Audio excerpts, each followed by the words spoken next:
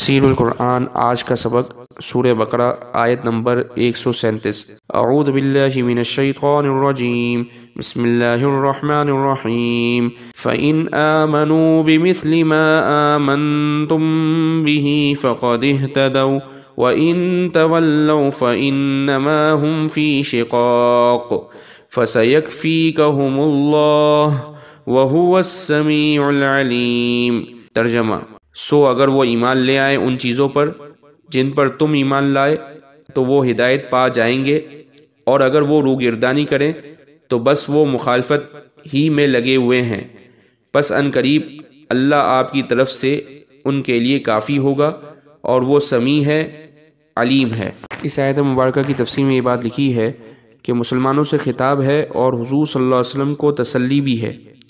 ارشاد ہے کہ اپنے اپنے دین کو ہدایت پر بتانے والے اگر اسی طرح مومن ہو جائیں جس طرح کہ تم مومن ہو، جس طرح کہ تم مومن ہو، اور ان سب چیزوں پر ایمان لائیں جس پر تم ایمان لائے ہو، تو وہ بھی ہدایت یافتہ ہو جائیں گے۔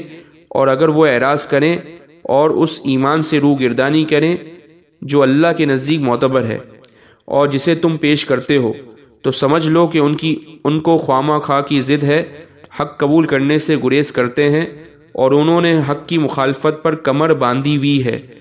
تھوڑا سا موقع ان کو مل رہا ہے۔